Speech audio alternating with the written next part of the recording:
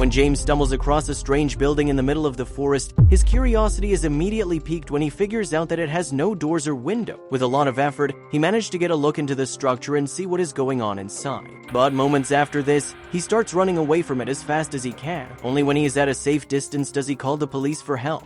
The police had made their way to the still very frightened James as fast as they could. What he claimed to have seen was so worried that the officers felt like there was no time to lose. And as it would turn out, they were right with this assumption. The officers surround the building, and one of them places the ladder they brought with them. With his weapon in hand, he climbs up, and with only one look through the opening, he starts making his way inside. The other officers follow suit. This was even worse than James had described, and the police immediately called for backup. No way they would be able to handle this alone. But what did the police find inside? Why was this strange building hidden so deep in the forest? And why did it have no doors or window? But before we start, smash the like button, subscribe, and don't forget the notification bell so you never miss any of our upcoming stories. James had been hiking for about 2 hours, and he had noticed that the forest had been eerily quiet for some time now. The silence was, of course, the standard here. But it would never last this long, as wildlife would often come to disturb the peace if only a little bit. Something was different here. James could feel it. And it did not take long before James thought his suspicions were getting confirmed. In the distance, he spotted something between the trees. Something that should not be so deep in the forest and so far away from civilization. But it piqued James's curiosity. As he got closer, he recognized the structure as a stone house of some sort. But he could not help but think that this was probably one of the strangest houses he had ever encountered. And this feeling only got stronger the closer he got to the structure. While James had first mainly been stunned by the location of this building, now he also started to notice other things. He was, for example, very surprised by the good condition of the building, even though it would be easy for it to be worn down by the forces of nature around it. The building also did not seem that old. The building style was maybe a bit more on the classical side of things, but the materials could be used for any 21st century home. But everything faded in comparison to the most shocking thing about the building. As far as James could tell by walking around the building quickly, there was no feasible way of getting into it. There were no doors or windows on the building whatsoever. Only on the second floor, there was a big opening, but this was protected by what seemed to be iron bars. Why did anybody make a building that you could not get into? What could be the possible purpose of a place like this, especially all the easy out here in the middle of the woods? James had so many questions, but also had a way of answering them. He needed to get a look through the big hole in what he thought was the front of the building. But seeing as it was on the second floor, he did not have a good way of getting up there. It was too high for him to reach, and even if he could do this, it was not like they had the power in his arms to pull himself up there. But there was no way that James was going to leave this place without getting the answers he was looking for, and so he started to look around if there was anything he could use to climb up to the hole in the house. But this was easier said than done. It had been raining a lot the past couple of days, so all the once sturdy wood that had fallen from the trees had grown weak and brittle and thus would not support James's weight in the slightest. But there was nothing else around here exact for the wood, so James knew it was his only chance. There was very little James hated more than destroying or even damaging healthy parts of nature, but he figured that his only chance of getting a look inside the strange building was if he were to break a healthy and thus strong branch of one of the large trees, one that was strong enough to support his weight. Getting a branch thick and strong enough to do that breaking off a tree was no easy task, but with some help from his trusty Swiss Army knife, James managed to cut the branch loose enough for him to kick it off the tree. Now he just hoped that his plan would work. He first dug a small hole underneath the hole in the building where he could put the end of the branch so that it would not slip away from under his feet as he put his weight on. Once everything was in place, James carefully started to make his way up. The branch was just long enough that when James made its way to the edge of it, which was leaning against the building, he could peek over the edge into the building. It was difficult to keep his balance up there, but James managed to do it. His extreme curiosity was giving him laser-like focus. At first, James did not quite know what he was looking at. He knew that this was not just a regular residential building or something like that. There were machines inside, but James had no idea what they were doing here. The more he was looking at what was happening, the more he started to put two and two together. As strange as it was, there seemed to be no other explanation for what he was witnessing. But then suddenly he got extremely spooked by something. A voice from inside the building yelled something, "What do you think you're doing?" James knew instantly that this had to be directed at him, and from the shock of hearing this, he lost his balance and fell off the branch. James had a bad fall, and he knew it the moment he landed on the ground. With his full weight, he had come down on his shoulder, and it was not feeling good. But when he started to hear frantic sounds coming from inside the building, the adrenaline started to take over. He got up as quickly as he possibly could and started running away from the building. He had no idea how anybody would be able to get out of that place, or how they had gotten in the first place. But he was not going to stick around to find that out. Only when he go far enough away from the building, but to a place where he could still see it between the trees, could he finally take a couple big breaths again to calm down. And he used this moment of calm to call the police. When James explained what he had just encountered, the police were very surprised and actually had a hard time believing what James was telling them. A building with no doors or windows in the middle of nowhere, and what James had seen inside, it all just sounded made up to him. But when James shared pictures and his location with the officers, their interest peaked. It was looking like James had not been lying at all. Maybe this house was worth checking out after all. They decided to send a couple officers to the scene to go and investigate.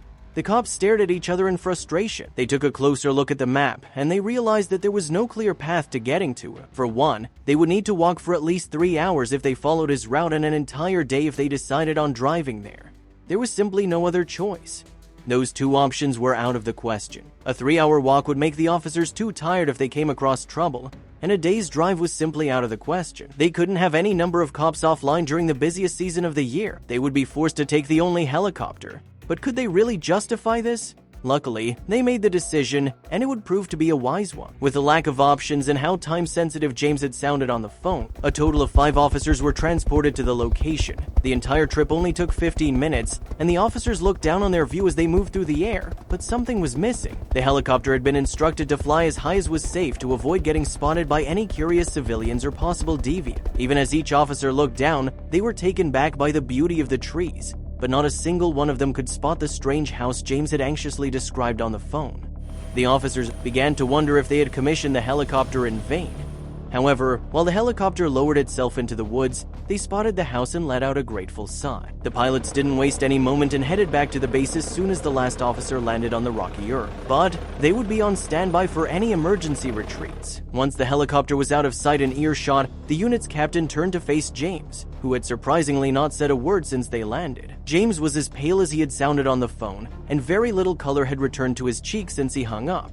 Instead, with very few words, he pointed towards their shot at entering undetected, the roof. He explained that he had been keeping a silent but watchful eye on the house since they had lost contact. His legs hurt, but he could still monitor the movements across the building and believed the suspicious man who had caught him earlier was still inside the house. The captain listened to James speak, doing his best to follow some of his less jumbled words.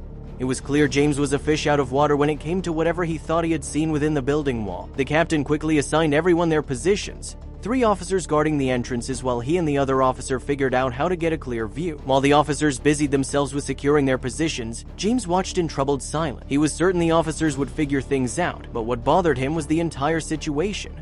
The longer he watched things unfold, the more he was certain he didn't want to be right. Or, at the very least, linked to the story if he was indeed right. James's wish seemed to be answered.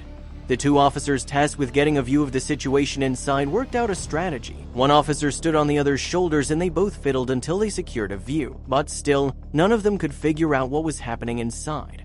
The situation was now more puzzling. The officers were forced to admit that James had neither been exaggerating nor lying. There was a lot of machinery and very little human activity inside. James watched the officers, his anxiety returning as he waited for the same yell that had caused him to lose his balance earlier.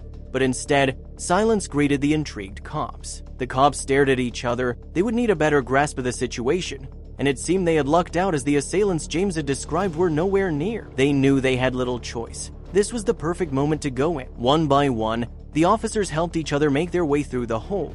The officers were armed and instructed to be vigilant, but the goal was to avoid bloodshed. After all, they were here to get a better understanding before calling for assistance. The first thing the officers noted was the unnatural chill in the building, and the second was the modern design that draped the inside of the building. A stark opposition to what they had expected, leading to one unanimous question: why? The officers made their way through the building searching for the source of the chilly air. Their search didn't take long as an officer called out to the others that he had been successful. They all made their way to his location and stared at a high-power air conditioning system. But knowing this only raised more questions. How had they been able to set up an entire renovation and get so many people into the place with no visible building entrance? The officers wondered how they had gotten electricity through an old building located in an isolated part of the woods. There was also the matter of the people James had spotted earlier on in the day. Their thoughts led the officers to the man James had encountered. It was clear to them that the entire place had been wiped out. Was it possible that he had cleared the entire building out in the time it had taken to get here? And if so, where had the man gone? And what exactly had he cleaned out? The police exchanged knowing looks as they discovered more things in the building. They were certain that whatever the case may be, whatever had been going on in the building prior to cleanup was not entirely legal. The captain stood at the end of the hallway as he called in for specialists to come and work on the site. They needed answers. The officers continued to pace, searching and inspecting anything that looked suspicious. It would be several hours before a specialist would be available, which gave the culprits more than enough time to escape. But just as they were giving up, a loud thud came from a corner. One of the officers had stumbled on a trap door. It was clear that the suspects had fled in a hurry because the latch had not been secured properly, allowing for the officer's weight to completely dislodge the door as he inspected the room. Quickly, 2 officers went in to explore and reported that the path seemed to go on with no end. They had found the escape route! The captain was pleased. They might be able to wrap the case up before any specialists would arrive. He turned to call in the update on their inspection, but as he spoke, the other officers made their way into the tunnel to join their colleagues. They all shared the same thought. If they hurried, they might stand a chance of catching the suspects. The officers made their way into the tunnel, weapons drawn as they chased after the suspects. If they had truly cleared out the building, they would be moving much slower. Picking up their pace, the officers found themselves at what appeared to be the end of the tunnel in 10 minutes. The officers paused in unison at sight in front of them. The tunnel end was not what they had expected. A ramp led into a similar building, equally hidden by another trap door. The officers frowned. They would need to devise a plan as this door was newer and had been secured properly. The officers debated their next steps when they heard something behind a door. It was movement. They couldn't waste the opportunity. Weapons were drawn, and the 4 officers moved silently at the entrance while they listened. Luckily, someone was moving things below them and had just unlatched the door. They knew what to do next. Counting to 3, they burst through the trap door, bellowing for everyone in earshot to freeze. The officers trained their guns at their targets. It was one man, and he had a similar expression to the one they had seen on James. He was terrified. He had been loading up a truck on the other end when the officers had arrived. Hands up, he hung his head down. The jig was up. The man in custody, it was obvious what had been taking place in the building. And soon, all their questions were answered. The man explained that it was an old factory that had lost its permit soon after it was constructed. After many years of appeal, the site was abandoned, but that didn't explain the building with the secret entrance. The man explained that it had served as hidden storage for the product's ingredient. The building owner had thought it would be a fun secret to keep to himself.